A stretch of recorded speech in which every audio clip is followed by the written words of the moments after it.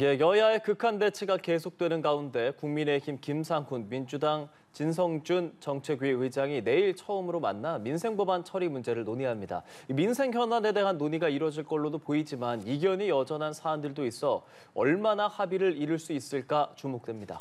오늘 정치권 상황 자세하게 알아보겠습니다. 정광재 전 국민의힘 대변인, 김상일 정치평론가 모셨습니다. 어서 오십시오. 안녕하십니까? 반갑습니다. 네, 안녕하십니까? 안녕하세요. 오늘 이야기 나눌 이슈 태그가 두 가지 준비되어 있습니다. 먼저 첫 번째 화면으로 보고 오시죠.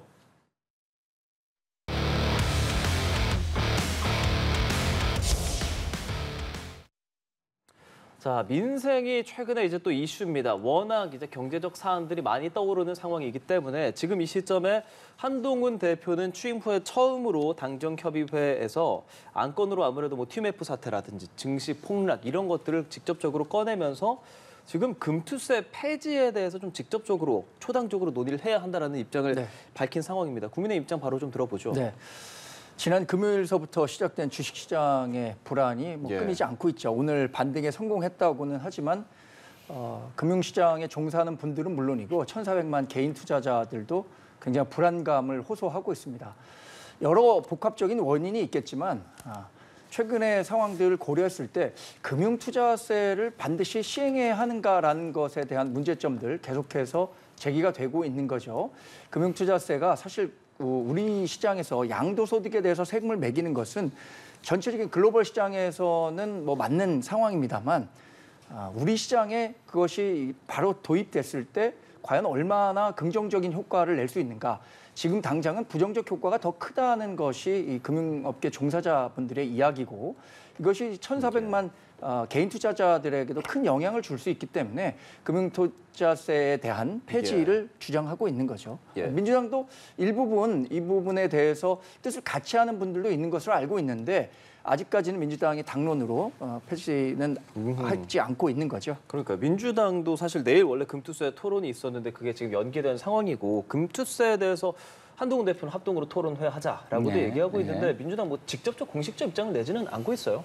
글쎄요, 민주당은 금투세를 뭐 완전 폐지하는 거를 찬성하기는 좀 어렵습니다. 아까 우리 대변인께서 잘 말씀해 주셨지만 국제적인 어떤 기준, 스탠더드의 방향도 금투세는 하는 게 맞는 것이고요. 단 문재인 정부에서 뭐 여러 조세 제도나 이런 어떤 그 금투세나 이런 거에 대해서 조금 징벌적으로 한 부분이 있어요. 그러니까 예를 들어서 주식을 사고 파는 데 대한 양도 차익에 대한 과세는 당연히 해야 되는 거 아니겠습니까? 거기를 안 하면 부동산은 왜 그럼 양도 차익 과세를 하나요? 그죠? 형평이 어긋나잖아요. 근데 문제는 여기에 뭐 펀드나 뭐 이런 모든 걸 다 한 군데다 때려 박은 거예요. 그러니까 이게 너무 좀 과도해지잖아요. 그래서 제도가 너무 과도하게 설계가 됐다는 부분이 있습니다. 그래서 그런 부분들을 좀 걸러내는 그 금투세에 대한 어떤 완화 그리고 제도를 좀 조정해서 단계적으로 좀 가는 효과를 봐가면서 가는 이런 완화 정도의 생각은 가지고 있는 것 같고요. 그 부분부터 좀 맞춰가지고 시작을 했으면 좋겠고 이게 너무 과도하게 빨리 가는 게 부담스럽다면 민주당에 조금 더 단계적 로드맵을 제시해서 폐지가 아니라 로드맵을 제시해서 순차적으로 가는 방안으로 서로 협의가 됐으면 좋겠습니다. 그럼 민주당은 아무래도 이재명 후보가 이제 대표가 되는 상황이 돼야 조금 더 직접적인 논의가 가능하다고 볼 수 있는 걸까요? 뭐 당 대표가 당 대표일 때도 이 논의는 뭐 되진 않았잖아요. 그 이유는 뭐냐면 양 당이 그동안은 정쟁에 몰두를 했기 때문입니다. 자신들의 어떤 권력과 이익을 위해서 정쟁에 몰두를 한 거죠. 한동훈 신임 대표가 돼서 이런 분위기로 전환되는 것에 대해서 저는 굉장히 긍정적으로 생각을 하고요. 기본적으로 이런 물꼬를 한 대표가 터주고 난 다음에 민주당이 동참을 하고 이 못하기 경쟁이 아니라 서로를 적으로 규정하고 죽이려는 경쟁이 아니라 민생을 위해서 국민을 앞에 두는 경쟁을 시작한다면 뭐 양 당이 저는 서로 잘하기 경쟁 쪽으로 돌아설 수 있다. 저는 이렇게 생각을 합니다. 예, 민주당은 민생 회복을 위해서는 민생 회복 지원금을 비롯한 소상공인 지원법이 우선돼야 한다라는 입장을 가지고 있습니다. 박찬대 원내대표는 당장 서민들이 먹고 살기가 힘들다라고 하면서 현금 살포가 아니라 민생 심폐소생이다 이렇게 이야기를 하고 있고요. 25만 원 지원법 즉각 수용하라고 이야기를 하고 있습니다. 네. 그런데 25만 원을 전 국민에게 나눠주면 지금의 경제 위기나 아니면 서민이 갖고 있는 경제적 어려움 다 해소될 수 있는 겁니까? 저는 그 부분에 대해서 의문을 제기하지 않을 수가 없습니다. 25만 원을 지금 당장 준다는 게 언발에 오줌 넣기 식으로 당장의 어려움만 피하겠다고 하면 안 되는 거죠. 우리 정부가 갖고 있는 경제적인 그 기본적인 정책 방향은 민간 부분에 활력을 제고해서 민간 부분 주도로 경제 성장을 이끌고 그것이 결국엔 그 경제 활성화 전반으로 이어지는 것인데 지금 민주당이 주장하는 것처럼 25만 원을 현금으로 주는 식의 포퓰리즘과 같은 정책으로는 우리 그 경제를 살리기 어렵다고 보는 게 우리가 갖고 있는 기본적인 방침입니다. 그리고 또 외환위기 때 우리가 그때는 사실 기업들의 부채가 굉장히 많아서 외환위기를 초래했던 거죠. 지금은 가계부채가 많아서 경제 위기가 증폭될 수 있다고 합니다. 근데 그 정부 부채가 지난 문재인 정부 시절에 400조 늘어나는 거 다 알고 계실 거예요. 그런 그 국가 재정의 부채 위기까지 초래할 수도 있는 문제들에 대해서 지나치게 단기적인 그 식견을 가지고 접근하면 안 된다. 이것이 우리 정부가 갖고 있는 기본적인 방침입니다. 예, 여당에서는 25만 원 지원법이 언발에 오줌 누기다라고 말씀을 하시기도 했고 또 추경호 원내대표는 오히려 민생과 미래 세대가 피해를 보게 될 거다라고 이야기를 하고 있는데요. 이런 부정적인 시각에 대해서는 어떤 생각 갖고 계십니까? 그러니까 양쪽 다 이게 일반화의 오류예요. 뭐냐면 이걸 왜 전 국민에게 줘야 되느냐 이 문제 제기는 저는 납득을 합니다. 왜냐하면 지난번에도 몇 차례 우리가 그 기본소득 비슷하게 재난지원금을 줬잖아요. 예. 근데 많은 분들이 기본적으로 소비를 안 하고 대체 소비를 하거나 저축을 하거나 빚을 갚는 데 썼다라고 여겨지는 부분이 있어요. 근데 그 부분들은 대부분 어디냐면 좀 소득이 좀 있는 계층이에요. 소득이 없는 계층은 소비력 자체가 부족하기 때문에 이거를 자기 생활을 위해서 써야 됩니다. 그러니까 이거를 1분위부터 5분위까지 다 주는 건 저도 반대거든요.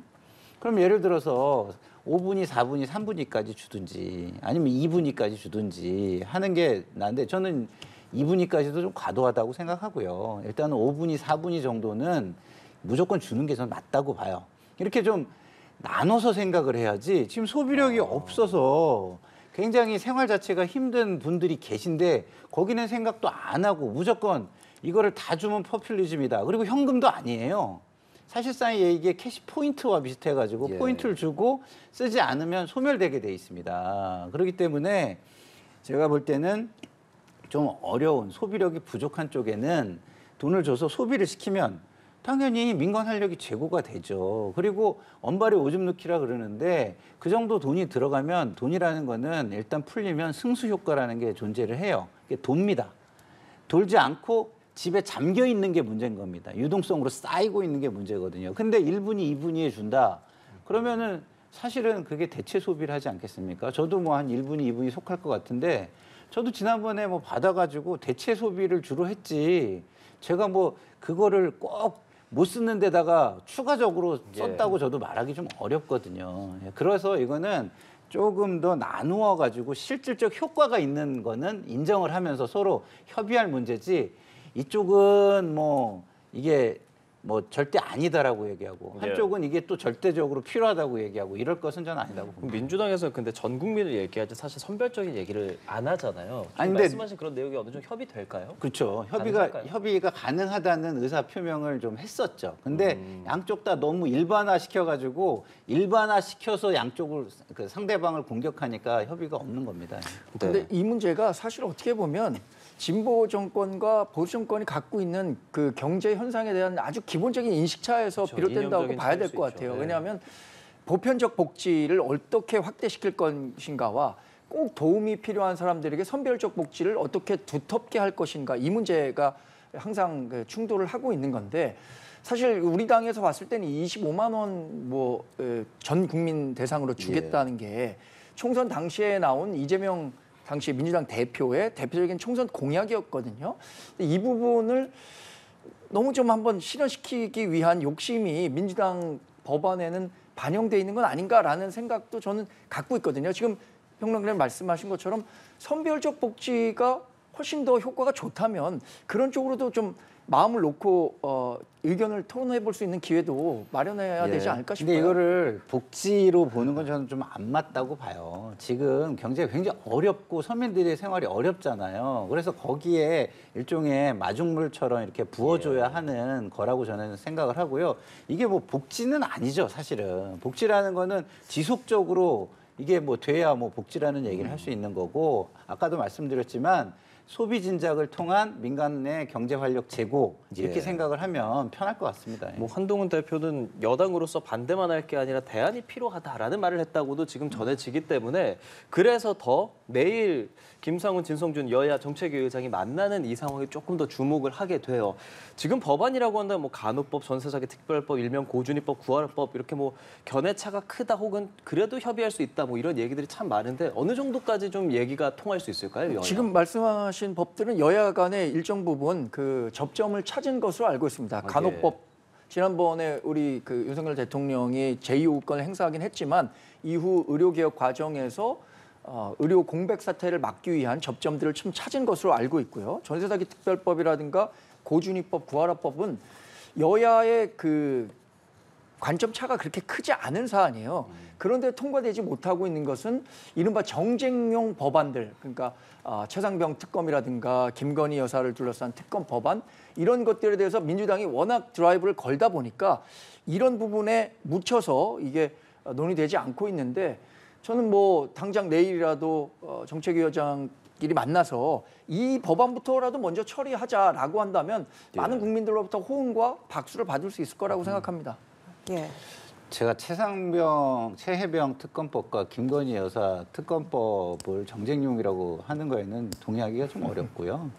뭐 그런데 이제 예를 들어서 뭐 노란봉투법이니 뭐 이런 것들로 가면은 조금 그런 소지가 있을 수 있어요. 한쪽이 좀 과도하게 한쪽의 정치적 세력을 강화하려는 의도, 방송법도 그런 부분이 저는 있다고 봐요.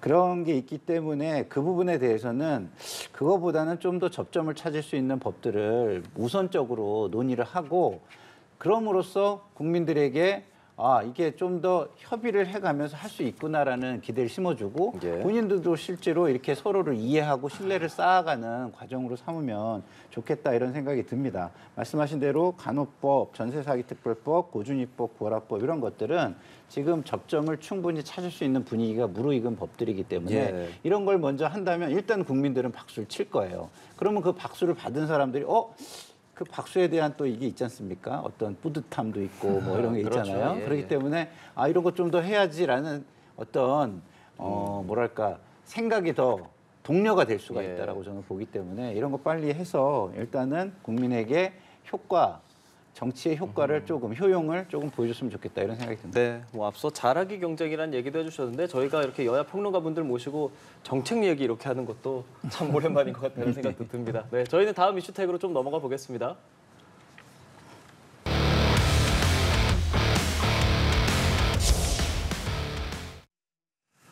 자, 그런데 이 부분까지도 여야가 합의를 이뤄낼 수 있을까요? 민주당이 지금 두 차례나 발의가 됐다가 폐지됐던 이 해병대원 특검법에 대해서 다시 발의를 하겠다. 이제 재발의라고 할 수 있을 것 같은데 어떨까요? 그대로 발의를 할까 아니면 조금 더 뭐 강화된 내용을 좀 추가해서 얘기하게 될까요?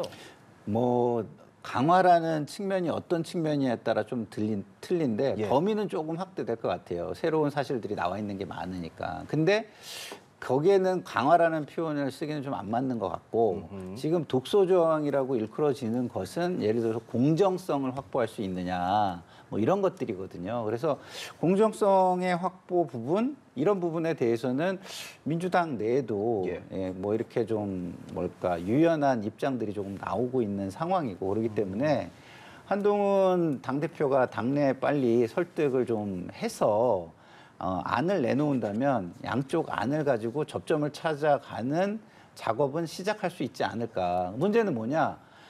국민의힘에서 뭐 민주당이 이거 별로 좋게 얘기 안 했으니까 뭐 할 필요 없어 이렇게 얘기하는 거예요. 근데 민주당과 상관없이 국민에게 약속을 했고 선언을 했잖아요. 그러니까 그 약속을 지키는 차원에서 빨리 대안을 내놓고 민주당 안과 서로 국민의 어떤 지지를 겨루는 그리고 공감대를 넓히는 어떤 경쟁을 하는 그런 쪽에서 접근을 했으면 좋겠다 이런 생각이 듭니다. 예, 국민의힘 한동훈 대표가 제3자 추천 방식의 해병대원 특검법 발의 시기를 고심하고 있는 것으로 알려지고 있습니다. 계속해서 여야가 평행선을 달리고 있는 해병대원 특검법을 여당에서 대안을 제시해서 어떻게 보면 정책 주도권을 확보하겠다라는 의도가 있다라는 이야기도 있는데요. 일단 그보다 먼저 해결해야 하는 문제는 국민의힘 소속 의원들부터 설득을 해내는 것 아니겠습니까? 네, 맞습니다. 지금 뭐 김상현 평론가님 좋은 말씀 하셨습니다. 그 국민의힘은 한동훈 대표가 자신이 당대표 출마 선언을 하면서 다른 후보들과는 굉장히 다른 관점에서 접근한 게 이 최상병 특검법이잖아요. 그렇죠. 이것들이 뭐 여러 국민과 당원들로부터 좋은 평가를 받았기 때문에 63%에 달하는 당심과 민심이 지지를 했다고 생각합니다. 저는 그런데 이게 국민의힘이 그동안 당론으로 반대했었던 내용이잖아요. 그 제3자 특검법이라고 하더라도 아직 원내에서 충분한 공감대가 형성되진 않았다는 것을 뭐 국민들도 아시고 민주당도 알 거라고 네, 생각합니다. 그 부분에 대해서 한동훈 대표가 생각하는 제3자 특검법의 정당성과 뭐 효용성 이런 것들에 대한 설득 작업이 있어야겠죠.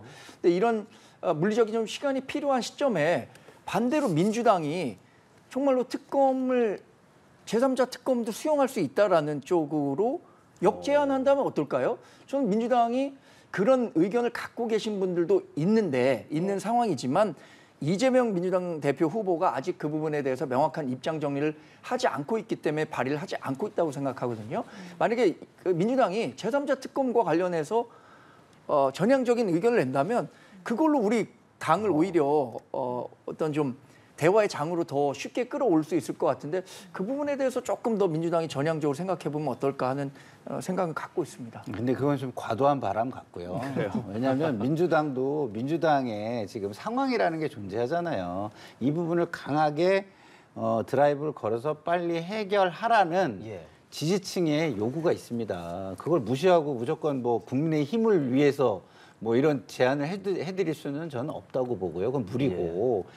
한동훈 당대표가 그렇게 야심차게 제안을 했고 그거로서 큰 지지를 얻었어요. 그렇기 때문에 이건 당연히 본인의 과제예요. 그래서 본인이 뭐 시간이 뭐 필요하다는 건 일부 인정을 하지만 그 시간이 마냥 주어지는 것은 아니다. 어느 정도 진행되는 모습을 국민에게 보이고 당원들한테 보여야지. 안 그러면은 아유 뭐 당대표 그 자리를 차지하기 위해서 그냥 전략적으로 던진 말 내지는 그 빌공짜 공약 이렇게 돼버릴 수 있는 거 아니겠습니까? 그래서 제가 볼 때는 뭐 시간이 필요하다면 그 부분에 대해서는 또 국민에게 얘기를 하면 일정 부분 국민들께서 좀 기다려 주실 거라고 생각합니다. 근데 그거를 오판하고 마냥 질질 끌어도 이해하겠지 이렇게 한다면 이번에 한동훈 대표를 지지했던 사람들이 등을 돌릴 가능성이 상당히 있다 이런 생각이 들어요. 네, 민주당이 이제 제재 발의를 공언한 상황이기 때문에 국민의힘 안에서